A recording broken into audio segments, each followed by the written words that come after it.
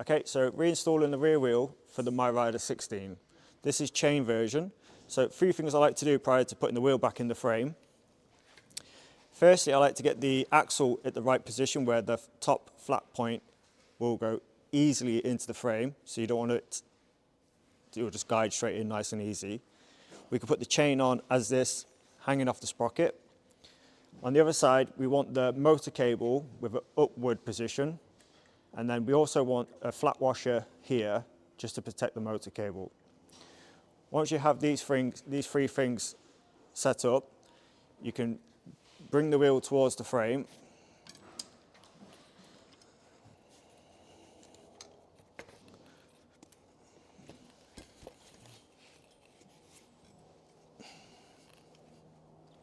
Okay, so once you have your axle just in the mounting point, what I like to do is just do this side first and then guide that other side in like so. Once you got to that point, you can feed your chain onto the front sprocket. So I like to do this from the rear so that when we circulate it on, it's not going to damage the chain bash guard, and it goes on nice and smooth. So next step would be putting the axle points on with the chain tensioners. So you have 2 chain tensioners with a 10mm nut fit. These go on with the smooth plate on the exterior, on the outside, like that. And then we do the opposite side. Again, with the smooth part on the outside. And they locate on like that. So now we have nuts and washers. So the first one we'll do on this side is just a nut straight onto the axle. And then on this side we have a chunky version washer with a smaller version washer. And then your 18mm nut will go back on that side. You can just do these up hand tight for now. We do them hand tight because what we're going to need to do now is we're going to need to put tension on the chain tugs to draw the wheel back, but also keeping the wheel straight in the dropouts in the frame. So with that, we're going to have the 10mm fit for the chain tugs. And when we do it, it's like we do bit by bit. So we do that side and then we do this side, and that will put some tension on the chain. And every time we're drawing it back, we just want to keep an eye on that chain tension. And also that when we turn it, it's nice and smooth. And when we check the position of the wheel, we want to keep it central in the frame. Again, checking chain tension. Check it's nice and smooth. When you're happy with the chain tension, which is not over tight, there is some flex in the chain, we can then proceed to tighten up the axle nuts.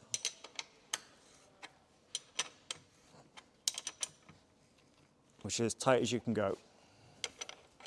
Both sides.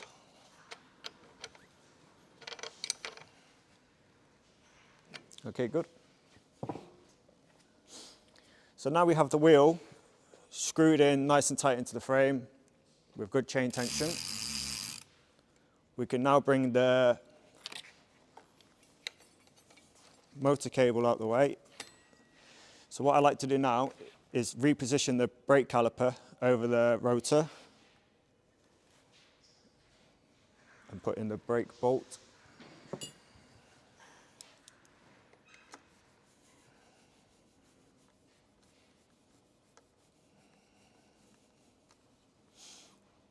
Do the both nice and tight. Okay, so once you've got your wheel back in the frame, there is a possibility that you might need to reset your caliper sitting over the rotor. It might be slightly different angled. And you might find that when you spin your wheel that you either get some brake rub or brake binding, which will slow down your wheel when it spins. So Very easy way to fix this. First, you can undo the top and lower caliper mount screws and pull the brake lever, and this will centralize the caliper over the rotor. Once you have that, you can do those back up. With it being a one-pot action brake caliper, if that's centralized it and it's now clear, you can proceed to move on to the next point of finalizing the wheel fit. So if your caliper is now free from the rotor, first what we can do, we can pull back the mud guard and we can lower it so it's got a nice tight fit over the tyre. So once it's central, we can again tighten these back up. Back to the 3mm Allen key.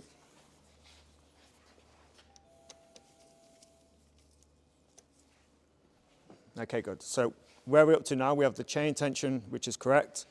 The wheel spins true in the frame, and it's nice and free from the caliper. The axle bolts are nice and tight again. So what we're going to do, we're just going to put on the magnet plate. For that, we do use a tiny bit of Loctite, just to prevent the magnet plate from falling off. The reason why we use the Loctite is because the axle is only partly threaded. So what we're going to do now, with the spring, with the plate located like that, and then the spring at the back, we're going to bring it to the axle and hand tighten the axle bolt. Okay, so when it's on and it's not going to fall off, we go back to our 13mm skinny spanner and just tighten that up again.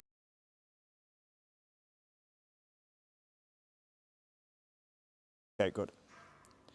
So with that axle nuts nice and tight and the magnet plate refitted, our last point is the motor cable. So because we took out the P-clip, we need to put the brake cable and the motor cable together.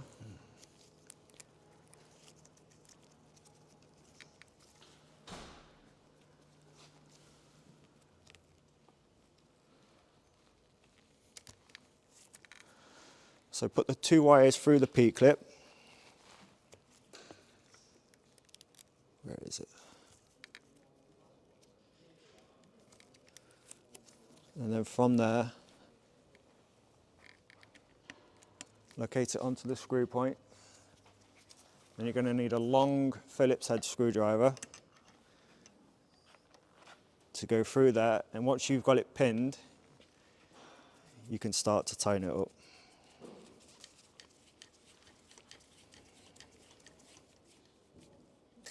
Okay, good.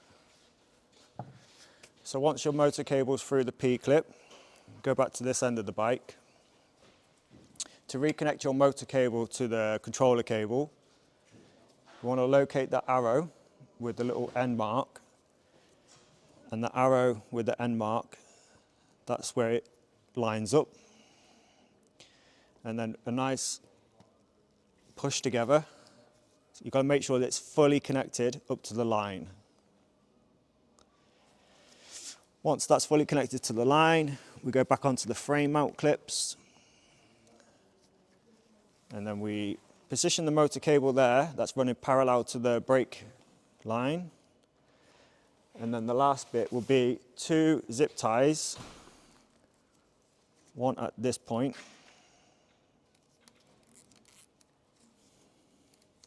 and then one at this point, just to keep them together.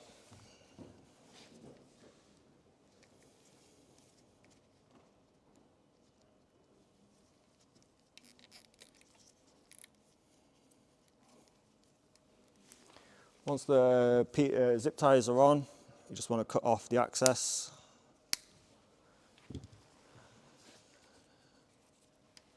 Flip that backwards. And that's your rear wheel 16-inch MiRiDER fit.